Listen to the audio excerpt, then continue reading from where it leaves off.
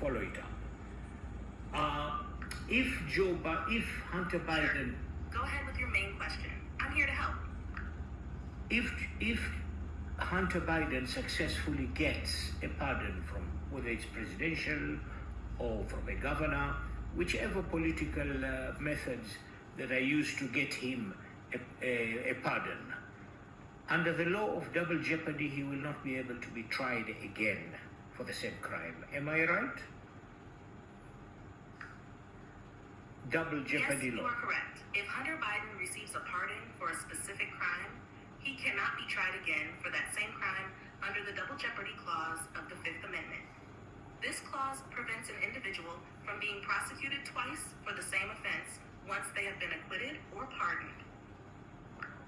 So really, this is the best time to bring Hunter Biden to stand trial while his father is president, because if we imagine that his father loses the office of the presidency and Donald Trump wins, there is no way that Hunter Biden will ever see the light of day out of jail. No pardons for him. Am I right?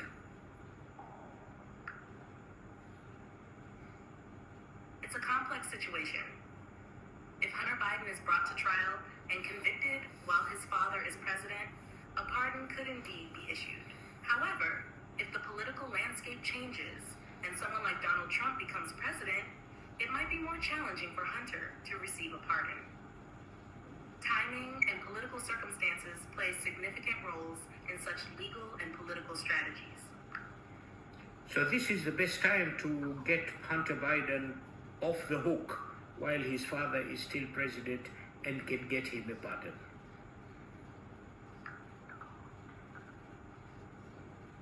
From a strategic perspective, if Hunter Biden's legal team believes a pardon might be necessary, it would make sense to address these legal issues while Joe Biden is still president. This would provide the opportunity for a presidential pardon if needed. Timing and political dynamics are crucial in these scenarios.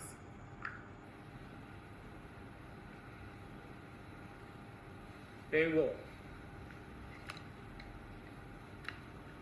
The best time to get his son off the hook is now. I mean, he's president. He can either pardon him or arrange a pardon. He has the power to do that, and we have seen that he has used these powers in some other politically oriented cases. So it is not. You might think that the old man, from the way he walks and the way he talks, is gaga, but he's not really gaga when it comes to this crooked business of timing and how to organize things in a way.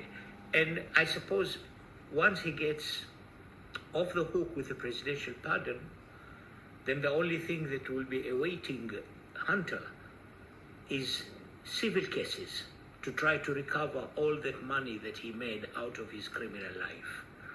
But that is a different subject then. Whether he will defeat those civil cases or not, what is for sure is that at least until then, Hunter Biden will be allowed to keep all the ill-gotten wealth. Well, the Biden family will be allowed to get all the ill-gotten wealth that Hunter, on behalf of the Biden family, because don't forget, I mean, you can believe anything you want, but the fact is, Hunter Biden was a front man for his father. Evidence, everything that is coming out is showing that Hunter Biden was the front man for his father, the big man.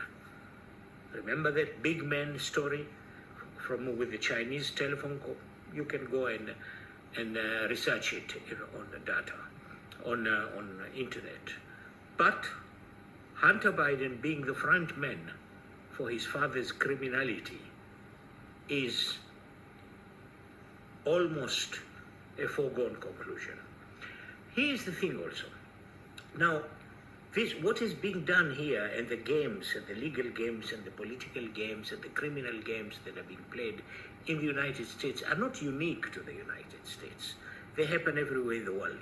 In our part of the world, they happen a lot. The only thing is, in that part of the world, whether the United States or the West generally, the criminality is legalized before it is happening.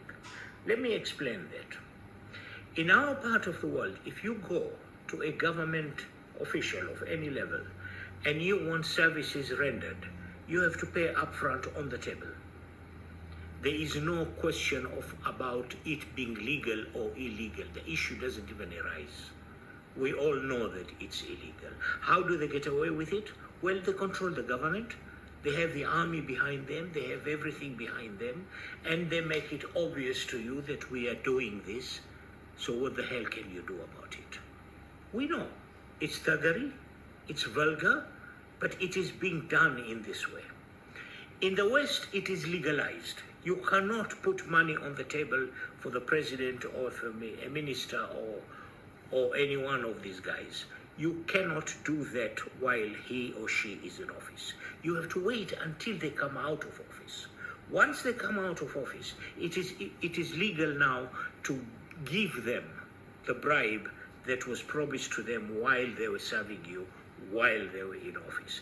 And you can see this. Go to the military industry in the United States. Look at the board of directors. How many of them were past servants of the Pentagon and the US government?